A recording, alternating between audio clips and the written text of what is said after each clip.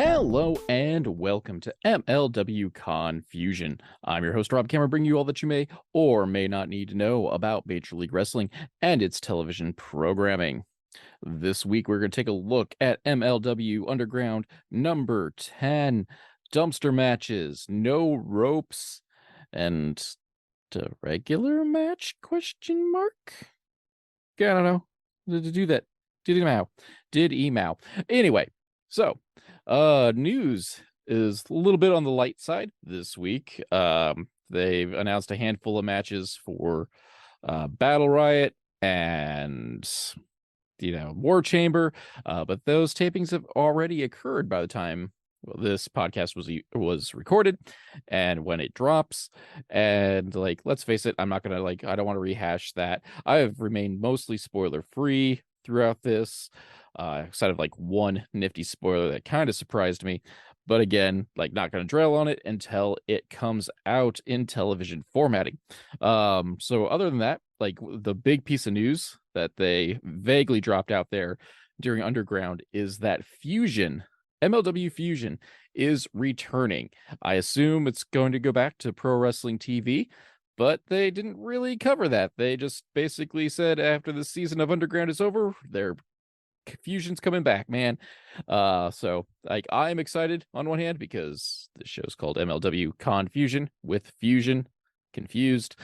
And so that's great. But on the other hand, Underground's been a pretty solid show overall, so I'm kind of sad to see it go away for a bit. Other than that, other news, rare occasion I'm not going to drop MLW news. This podcast drops on Friday traditionally. However, the previous Thursday, well, let's face it, it's going to be next Thursday too. MLW Con-Fusion is one of the official sponsors of Enjoy Wrestling's Rites of Spring series, the latest series from Enjoy Wrestling. You can find that on the YouTubes. It is free because it's on YouTube.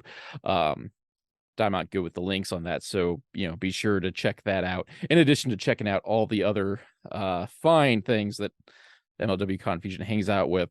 But we are sponsoring Enjoy Wrestling. It's awesome. It is punk rock. It is LGBTQ plus friendly. And we get the next 3 episodes, so we get the month of April with them. New episodes drop Thursday at 8 p.m. Eastern Standard Time, 7 o'clock Central. So that's when I watch it. In the meanwhile, so check out that. It's awesome. Do it.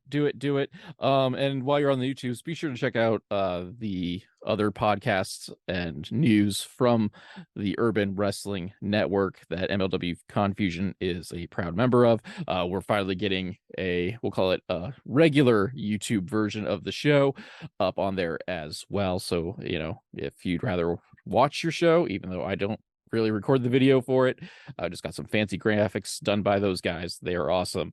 But be sure to check that out, plus get all your news from them. The link for that is going to be in my in the little about section, so check that out.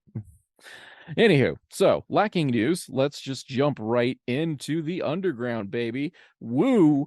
We get a video for the Bomaye Fight Club new British Bulldog feud. It's been boiling for quite some time, ever since Alex Kane kidnapped the Opera Cup and the return of Davey Boy Smith Jr. with the company. He's hanging out with his cousins, the Billington Bulldogs, for this feud.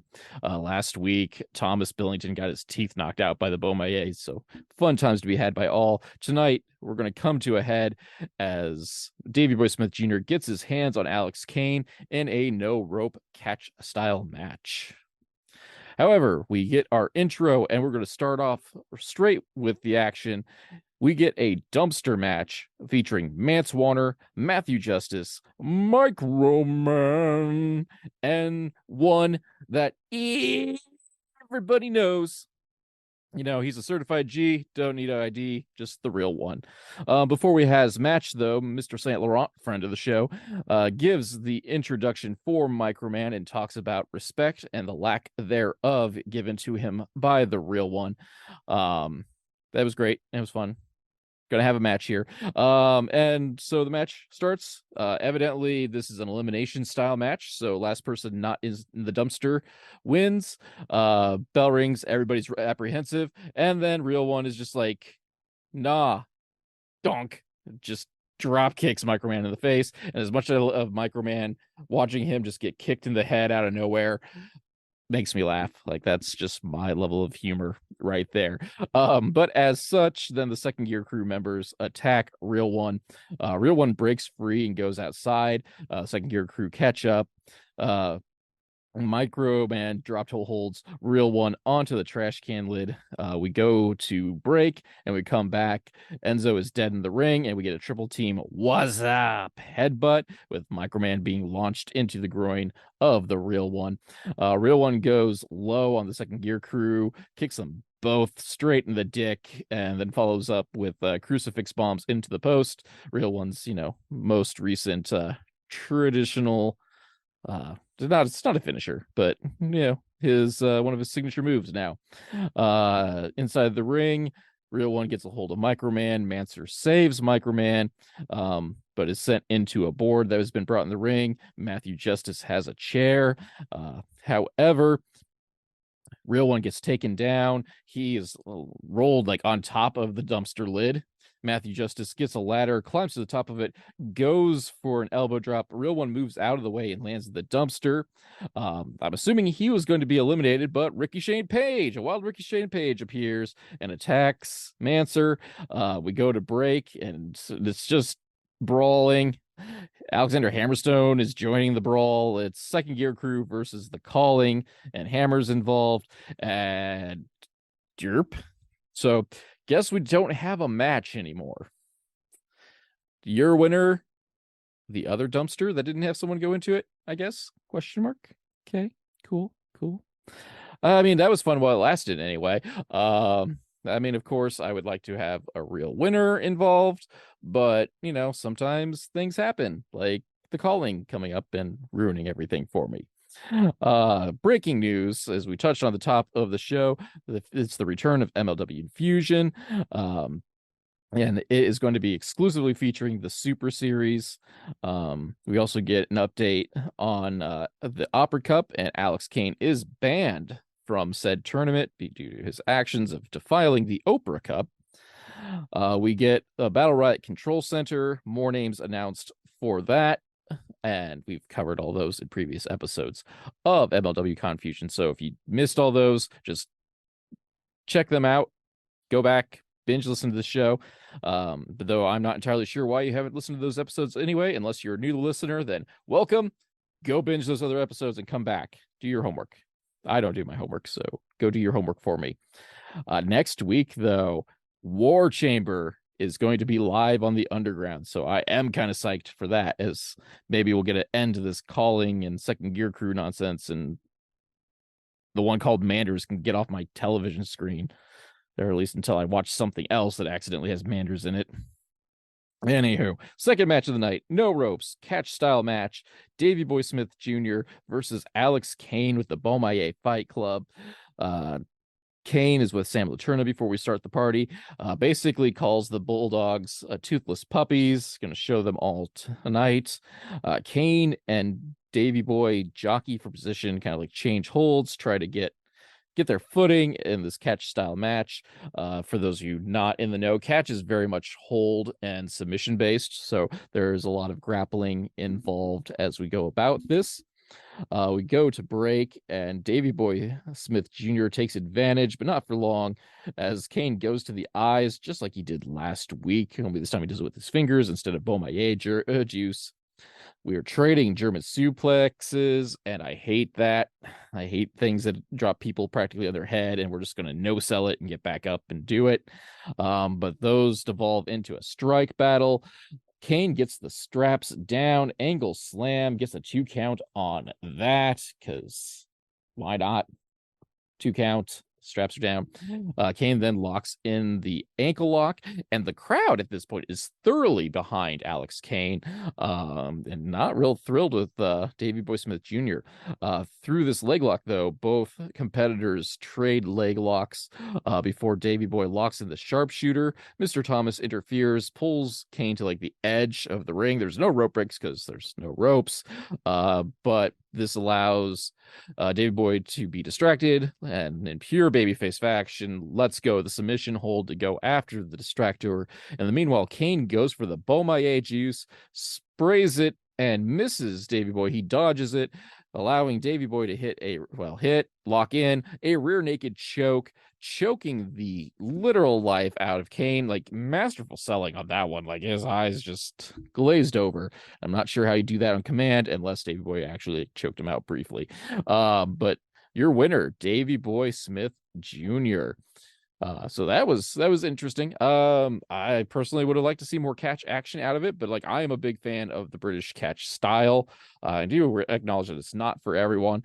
And in theory, like, this may be kind of like the ending of the Opera Cup feud leading into the next Opera Cup tournament. So otherwise a solid match, and really, like, Davey Boy may have fluttered in and out of MLW recently, but like, there's no shame in losing to him. He's a former Opera Cup winner and former tag team champion to boot. So, like, I will say that despite the loss, technically Kane is pretty well protected. Backstage, Slam alternative is with Leo Rush. He wants Lindsay Dorado to know if chaos is what he wants. Chaos is what he's going to get, laying down a challenge for the middleweight championship. We also get footage of EJ and Duca being taken out by the calling. That leads us to our main event of the evening. Akira taking on Calvin Tankman. But first, just lost in my thoughts. Let's just go ahead and take a break before this match here starts. Take a pause for the cause. Get yourself an energy drink. And I'll see you all here in a minute. If you're like me, sometimes you need a pick-me-up to get you through the day. I drink Ray's Energy for that pickup. Ray's comes in a bunch of different flavors, and more recently Italian Ice, which is great, by the way. And it contains no sugar, so there's no crash after you drink it. And really, like, best of all, if you go through me and go to wetrepsports.com, use my code CASS, you get 15% off your order. So, also, be like Cass, drink Ray's Energy. All right, we are back. As I said, it's main event time. Calvin Tankman looking to avenge his fallen Hustle and Power teammate EJ and Duca by taking on the Callings Akira. Akira has Raven with him. Come to the ring. Of course, there is a gurney filled with various instruments and instruments of torture, more like. Akira chooses the crowbar this week. He is going to go after some robins. We get the bell, and it's a violence party in the corner by Tankman already. Akira tries to come back, but gets hit by a pounce. Oh, I do love me a good pounce, and Tankman is a big dude to bounce people around pretty darn far through the ring. We get a brawl outside. Tankman misses a kick into the guardrail. That had to hurt. We go to break, and we come back. Akira is bleeding from the side of the head. Tankman takes over with strikes, but Akira hits multiple dragon leg screws. Or dragon screws on the leg screws. I don't know. My notes are just dragon screw legs. Yeah, it sounds great. Sounds like a fun time to be had by all. Dragon screws leg. Anywho, Akira gets a modified octopus hold, some kicks and a sleeper hold to boot. However, he eats a pop-up back elbow by Tankman. Tankman goes for an avalanche Tankman driver for some odd reason, and Raven's there, and he's like, I got a pipe, yo. Donk. And donks Tankman, allowing Akira some time to catch his bearings and lock in a sleeper hold. This sleeper hold causes Tankman to fall off the top rope where he's been sitting. And Akira takes this as an opportunity to transition into a bully choke. Tankman passes out. Like, everybody's dead. Like, this tonight, like, everyone's just getting choked out tonight. And Akira gets the win. Before Akira has a chance to celebrate, Manders and Matthew Justice, who's back in his vest, have come out to brawl. Hammer and Mance are brawling outside with the calling. Akira has a chair and does a trust fall into the crowd outside the ring. Backstage, we have flaming tables, couple of flaming tables, and we're done. So chaos is running wild, leading into next week's War Chamber match. This week was chaotic, though I will argue it's not entirely in the good way. Really, over, like, the whole setup for the War Chamber, I feel like overshadowed the show, but not in a way that really overly hyped. War Chamber. Don't know what, and also, like, my secondary complaint is, like, I find the match order kind of screwy on this as well. Like, I mean, I understand wanting to have a match with a definitive end, per se, like, end the show, while still, like, doing the build for War Chamber. But, like, we have, like, two different gimmick matches. Both of them may technically be, like, feud enders. I mean, it's to be seen whether, the real one gets to continue his feud or if it's been ended with Microman at this point, plus his work with Mance Warner. But, like, we have a relatively heatless match as our main event. And, like, don't get me wrong, Tankman is a beast. Tankman deserves the main event. Akira is proving himself, for those of us that aren't as familiar with his work, that he belongs here. But it really just, like, doesn't have the punch as the other ones. Yes, like, there's a tie between the Calling and Tankman and EJ and Duca. They've both been attacked by the Calling at various points. But, like, I think people forgot about it. I kind of forgot about it. And, like, in Duca, like, I don't know, like, Hustle and Power, like, yeah, they're kind of back together, but they just lost the titles and, like, nothing was made out of it, except now Duca was taken out by the Calling. So, like, really, like, I think I would have just done, like, the dumpster match as the main event, and that way we could just have, like, one big brawl and, like, end it all properly. Or have the potential feud ender of the catch match as our main event as well. So, like, I felt that was, like, the pacing of said show was a little bit off. Like, but otherwise, like, in-ring action wise, it was a solid show. I do want to see what's going on with War Chamber, if nothing else, the big War Games style match, and that will be next week on the Underground. So gonna wind myself down. Stay tuned. Get all the plugs the best ways you can help this here podcast. Greatly appreciated. Of course, check out Enjoy Wrestling, Rites of Spring this season for the month of April, every Thursday at 8 p.m. Eastern time on the YouTubes. And of course, support the Urban Wrestling Network. Check out their scoops on the YouTubes as well. Follow them on the social medias. They're great. And meanwhile, I'll catch you all next week.